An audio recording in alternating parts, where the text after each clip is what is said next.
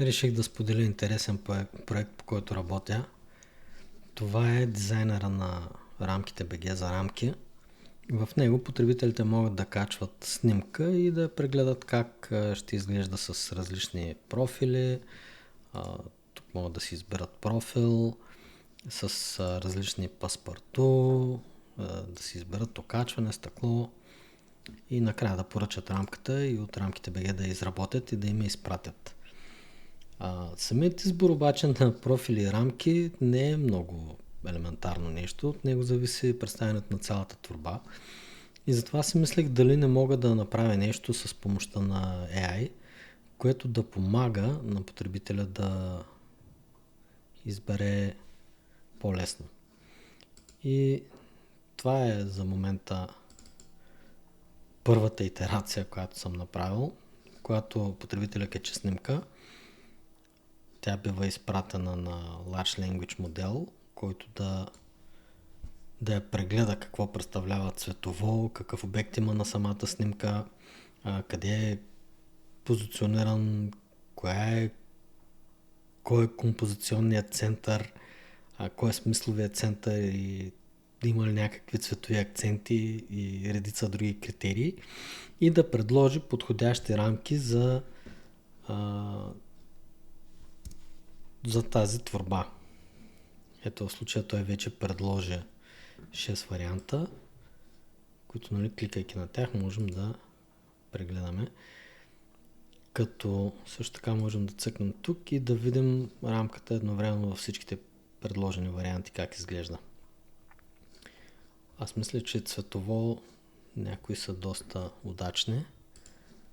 Също така и казва защо е избрал точно този профил. Профилите всъщност ги избира и въз основата на исторически данни, които имаме от предходните поръчки в сайта. Тъй като в самия сайт работят хора, които са професионалисти и те много добре знаят какви комбинации могат да направят и как да ги съчетаят с творбата на клиента. И за това генерирам също така един скор, който е базиран на всички предходни поръчки спрямо техните творби, които са били избрани вътре.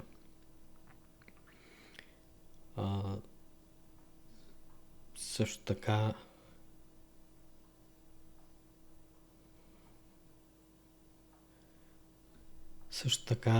има значение дали е избрано разпечатване на снимката на хартия или разпечатване на снимката на платно или канва. За канва ще предложи различни профили, като няма да предлага хартиено паспорту, защото тя канвата е изпъната върху подрамка и няма как да се сложи хартиено паспорту. А тук, когато е върху хартия, предлага и паспорту. Като също и ще направя такъв отделен бутон, който да предлага само различни варианти паспорту спрямо творбата. Това е в процес на изработка и има нужда от fine-tuning. Но като цяло идеята ще засечем колко от потребителите избират предложена комбинация от AI-а, за да установим в последствие има ли смисъл цялото това упражнение или просто харчиме пари за токени и за анализи. И в общи линии това е. Исках да споделя реален проект, който решава реален проблем. Ако ви е интересен и имате някакви въпроси, споделите и в коментарите. Ще се радвам да отговоря. Ето, примерно, можем да изберем тези снимки, всичките, които качвам, между другото, са мои авторски. Ще изберем черно-бяла, да видим какви профили ще предложи за нея. Става малко бавно, защото Това е демо версия, която е стартирана локално на моята машина. Ето тук предложи съвсем други профили.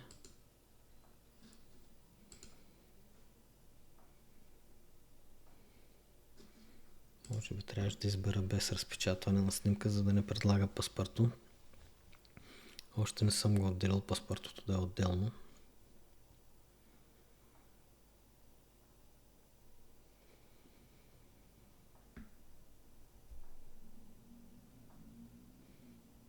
Това бяло поле, което остава тук, е просто защото не съм задал точни размери на снимката. Тук предлага почти същите профили. Можем да прегледаме всичките предложения наведнъж.